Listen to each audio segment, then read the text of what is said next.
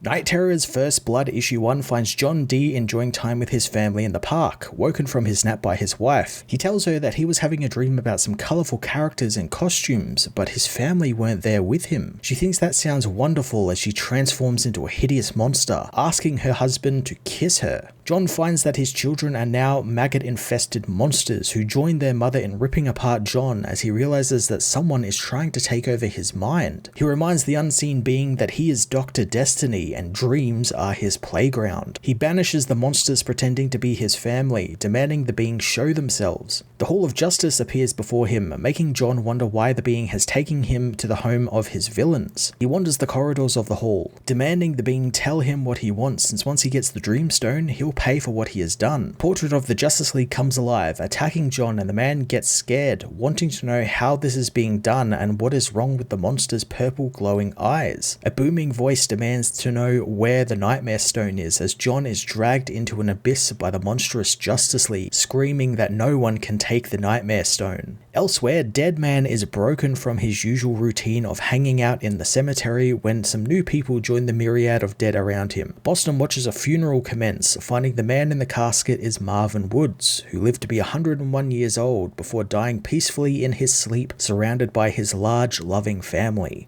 Boston sees the grief of the family as a beauty though, as each tear represents a life Marvin changed for the better. He knows that having people upset at your funeral is something to live for, but he wouldn't really know anything about that since he was killed by an assassin's bullet during one of his circus acts, and then the goddess Ramakrishna brought him back to life and gave him the job of hunting his killer down to find justice. However, that turned out to all be a lie, and now he is left watching the living, left alone in his task forever. Suddenly though, Boston senses something he has never felt before, someone just like him. He follows the sense and it takes him to Superman, who he watches save people from a burning building. Boston can't help but smile at seeing Superman in action, knowing that you would never guess that death played such a role in his birth, and with all the powers he has, nothing matches Superman's heart. Superman returns a child's toy to her before getting a communication from the Justice League. Boston feels the presence he sensed wasn't Superman, but it follows him, so Deadman begins to follow Superman. Superman soon regroups with Wonder Woman, remembering how they actually hung out recently when Diana died to rebirth the universe. He feels the exact same presence on her too as the heroes arrive at the Hall of Justice. Diana reunites with Clark, hearing that he was working with Lex Luthor recently. Clark knows it's quite complicated as people take selfies and pictures with the heroes. Boston discovers that the presence is coming from within the hall, seeing so many ghostly beings around the building. He then realizes that these are forces from another realm and they are seeping into their realm. He rushes to warn the heroes, calling out to them but they cannot hear him as Superman and Wonder Woman meet with Batman, someone Boston knows quite well. Batman thinks that the building is too much of a target now that the Titans are running things out of Bloodhaven, but Superman thinks that keeping the hall active after everything it has gone through is an inspiration to the people. Superman is glad that Batman made it out safe from the failsafe incident, and Diana thought that he would have taken a day off after that. Batman doesn't know what a day off is as he reveals that he didn't call the heroes there. The alarm for the restricted section did, and no one has access outside of the three of them, so if anyone wants to trigger it, it would have been to alert them. Boston is excited for a mystery that awaits them as they enter the restricted sector to find John Dee pinned to the meeting table.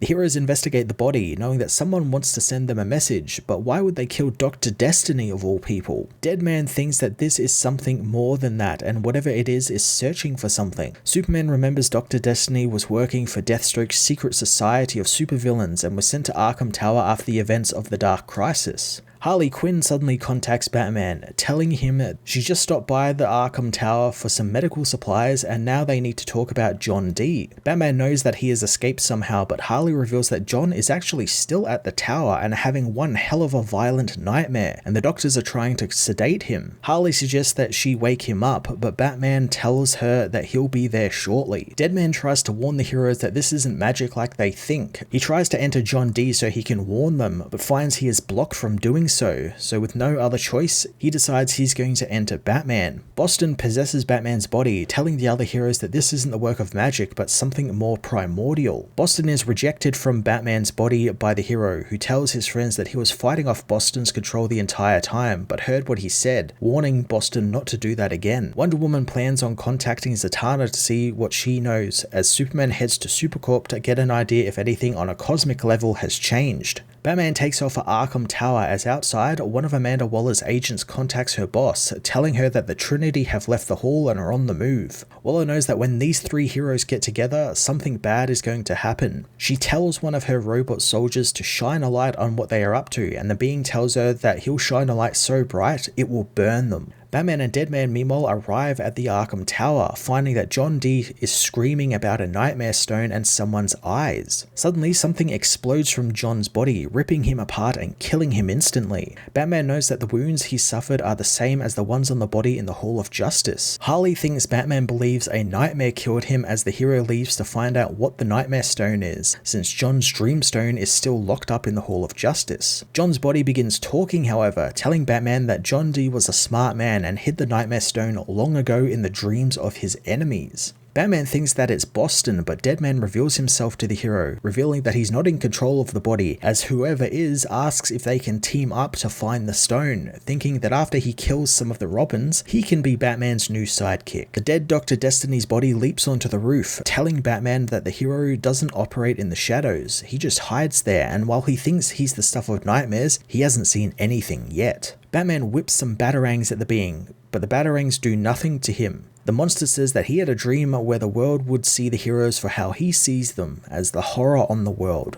The monster creates more creatures which attack the heroes, and as they fight, Harley notices the doctors of the tower are being knocked out by a strange purple power. At the Hall of Justice, the same thing happens to Wonder Woman and Detective Chimp, who fall asleep as Zatanna uses her magic to prevent herself from the same fate. Above the hall, Superman falls asleep as well, causing him to fall out of the sky. A purple power erupts from the Arkham Tower, spreading the nightmare monsters through Gotham and the world as heroes, villains, and civilians alike begin to fall asleep. Batman tells Harley to call Nightwing and the others with a red alert, but the being tells him his efforts will be in vain as it's sleep time for the whole world. His sleepless nights will kill all who resist. Harley falls asleep, but Batman resists, activating his emergency protocols called No Sleep Till Gotham. The bat symbol on his chest glows a blue color as his body is injected with adrenaline, waking him up and allowing him to cut through the monsters. They still manage to beat Batman down, pushing him through a wall, but the Dark Knight refuses to give up. Suddenly, Bruce finds himself turned into a child, finding himself in Crime Alley as the creatures pretending to be his parents call for him. Back in the real world, the sleepless nights come for Batman, and with no other choice, Deadman possesses the sleeping hero, attacking the giant spider monsters. The being behind all of this says that he believes that Deadman and him are similar, and Boston could be so much more than a circus performer if he tried. Boston isn't scared by the being since he's trapped inside the nightmare realm. The being, however, doesn't think he is, grabbing two of the batarangs Batman threw at him earlier and stabs himself in the eyes with them. He tells Boston to join him and he'll give Boston what he wants the most, and all he has to do is help him find the Nightmare Stone and kill some heroes. The nightmare being takes on his true form, calling himself Insomnia as he grabs the Deadman possessed Batman, telling Boston that the heroes must pay for what they have done to him.